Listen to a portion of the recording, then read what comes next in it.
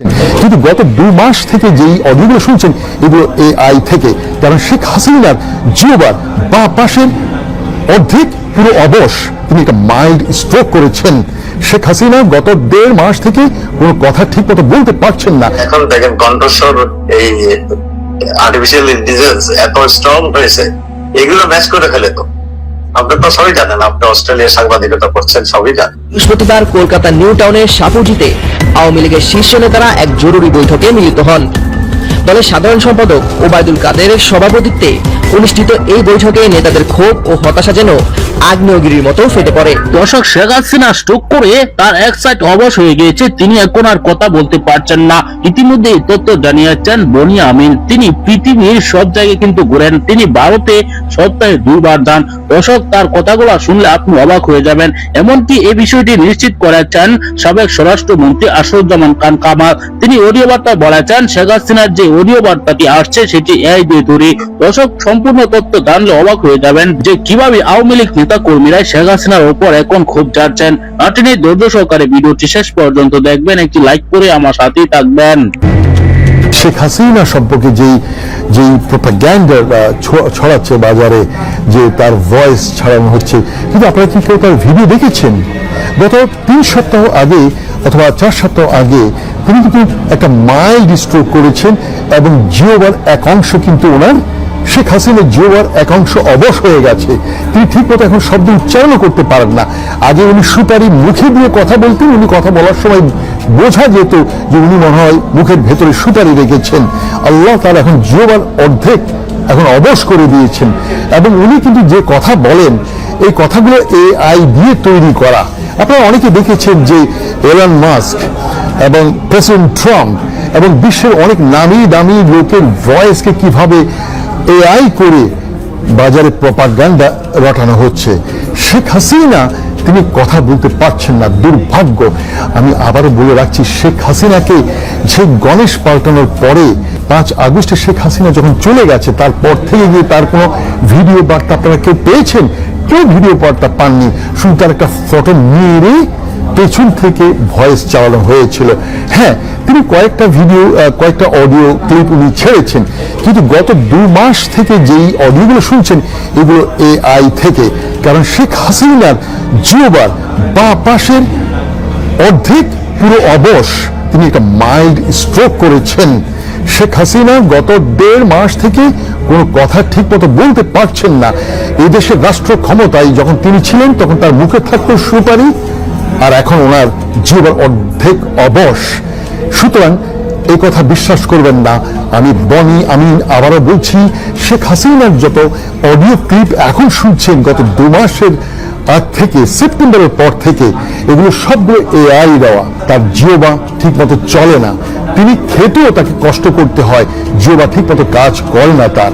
আরেকটা বিষয় আপনাকে বলি, আওয়ামী লীগ দীর্ঘ 21 বছর পরে 1975-এর পরে 1996 সনে, অর্থাৎ 1996 সনে তারা ক্ষমতায় এসেছিল। 21 বছর পরে আমি বনি আমিন গণেশ পাল্টানোর পরে বলেছিলাম আগামী ওই 21 দুগুণা 42 বছরের আগে এই আওয়ামী লীগ আর রাষ্ট্র ক্ষমতায় আসতে পারবে না। অর্থাৎ আমি বলছি পারবে না এটা নয়, দেশের শিক্ষিত সচেতন জনগণ কখনোই আওয়ামী লীগকে আসতে। এখন দেখেন কণ্ঠস্বর এই আর্টিফিশিয়াল ইন্টেলিজেন্স এত স্ট্রং হয়েছে, এগুলো ম্যাচ করে ফেলে। তো আপনারা তো সবাই জানেন, আপনি অস্ট্রেলিয়ার সাংবাদিকতা করছেন, সবই জানেন। সবসময় নির্যাতনের শিকার হয়েছে আওয়ামী লীগের নেতা কর্মী। নেত্রীর হুঙ্কার না পেয়ে হতাশ আওয়ামী লীগ নেতারা। দিল্লি এবং কলকাতা নির্বাসিত আওয়ামী লীগের ক্ষমতার এই 2 কেন্দ্র এখন এক গভীর হতাশায় নিমজ্জিত। ভরসার একমাত্র কেন্দ্রবিন্দু দিল্লিতে আশ্রিত শেখ হাসিনা সম্প্রতি আন্তর্জাতিক সংবাদ মাধ্যমে ইমেল মারফতে মুখ খুলেছেন, কিন্তু তার এই মুখ খোলায় এখন কাল হয়েছে। কলকাতায় খাটে গেড়ে থাকা দলের শীর্ষ নেতারা ভেবেছিলেন নেত্রীর মুখ থেকে আগুন ঝরবে, আসবে এক বড় ধরনের হুঙ্কার, যা ঘুমন্ত কর্মীদের জাগিয়ে তুলবে এবং প্রত্যাবর্তন আন্দোলনের এক স্পষ্ট রূপরেখা দেবে। কিন্তু বাস্তবে যা ঘটল তা এক চরম হতাশার চিত্রনাট্য। হুঙ্কার তো দূরের কথা, নেত্রীর কথায় ছিল না প্রত্যাশিত সেই তেজি। আমার দেশের কলকাতা প্রতিনিধির পাঠানো সূত্রের খবর অনুযায়ী গত বৃহস্পতিবার কলকাতা নিউ টাউনের সাপুরজিতে আওয়ামী লীগের শীর্ষ নেতারা এক জরুরি বৈঠকে মিলিত হন। দলের সাধারণ সম্পাদক ওবায়দুল কাদেরের সভাপতিত্বে অনুষ্ঠিত এই বৈঠকে নেতাদের ক্ষোভ ও হতাশা যেন আগ্নেয়গিরির মতো ফেটে পড়ে। বৈঠকের মূল সুর ছিল, আর কতদিন এভাবে বসে থাকবো। নেতাকর্মীদের ক্ষোভের মূল কারণ শেখ হাসিনার সাম্প্রতিক সাক্ষাৎকার। হাসিনা ইমেল মারফতে দেওয়া সাক্ষাৎকারে বলেছেন তিনি দিল্লিতে বেশ মুক্ত অবস্থায় আছেন এবং পরিস্থিতি স্থিতিশীল না হলে বা বৈধ সরকার না এলে তিনি দেশে ফিরবেন না। কলকাতায় থাকা নেতারা বলছেন দলের যখন ত্রাহি ত্রাহি অবস্থা, কর্মীরা যখন নিষিদ্ধ হয়ে নিষ্ক্রিয় বসে আছে, তখন নেত্রীর এই মুক্ত থাকার বার্তা কর্মীদের মধ্যে চরম নেতিবাচক প্রভাব ফেলেছে। তারা চেয়েছিল আন্দোলনের ডাক, আর নেত্রী শোনালেন স্থিতিশীলতার জন্য অপেক্ষার বাণী। সূত্রের খবর, বৈঠকে ওবায়দুল কাদের নিজেও পরিস্থিতির ভয়াবহতা তুলে ধরে এক প্রকার হতাশা প্রকাশ করেন, কিন্তু দলের এই শীর্ষ নেতাও পরিস্থিতি সামাল দেওয়ার কোনো স্পষ্ট সমাধান দিতে পারছেন না। হতাশা এতটাই তীব্র যে বৈঠকে দলের অন্দরের বিভাজনও প্রকাশ্যে চলে আসে। কোন নেতা এমনও মত দেন যে বর্তমান পরিস্থিতিতে নেত্রী যদি কার্যকরভাবে দলকে নেতৃত্ব দিতে না পারেন, তবে অন্য কারো হাতে এই দায়িত্ব তুলে দেওয়া হোক। শেখ হাসিনা সাফ জানিয়ে দিয়েছেন আওয়ামী লীগকে বাদ দিয়ে নির্বাচন হলে সেই সরকারের অধীনে তিনি দেশে ফিরবেন না। এই মন্তব্য কলকাতায় থাকা নেতাদের আরো বেশি হতাশ করেছে। তারা ভেবেছিলেন নেত্রী হয়তো নির্বাচনের আগেই দেশে ফেরার কোনো ইঙ্গিত দেবেন, কর্মীদের প্রতিরোধের জন্য প্রস্তুত করবেন। কিন্তু তার কথায় ছিল স্থিতিশীলতা এবং দলের নির্বাচনে অংশগ্রহণের নিশ্চয়তার শর্ত। যেহেতু আওয়ামী লীগ বর্তমানে নিষিদ্ধ, তাই তার এই শর্ত পূরণ প্রায় অসম্ভব বলে মত অনেকের।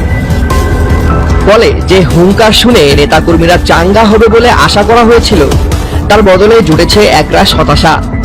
তাদের নেত্রীর স্পষ্ট দিক নির্দেশনার অভাবে কলকাতায় আশ্রয় নেওয়া আওয়ামী লীগের শীর্ষ নেতৃত্ব এখন গভীর অন্ধকারে। তাদের সামনে একটাই প্রশ্ন, এই নিষ্ক্রিয় নির্বাচন আর কতদিন?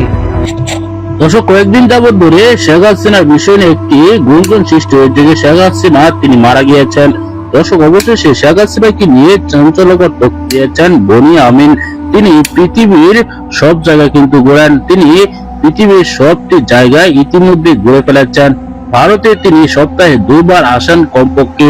তার একাধিক ভিডিও কিন্তু রয়েছে তার ইউটিউব চ্যানেলে, এমনকি ফেসবুক পেজে। দর্শক, আপনারা এই ভিডিওতে দেখাচ্ছেন তার তথ্যগুলো শুনেছেন। তার পাশাপাশি স্বরাষ্ট্রমন্ত্রী আসাদুজ্জামান খান খামাল তিনি বলেছেন শক্তিশালী এআই দিয়ে তৈরি শেখ হাসিনার এই কল রেকর্ডটি। দর্শক, আপনারা জানেন শেখ হাসিনা কিন্তু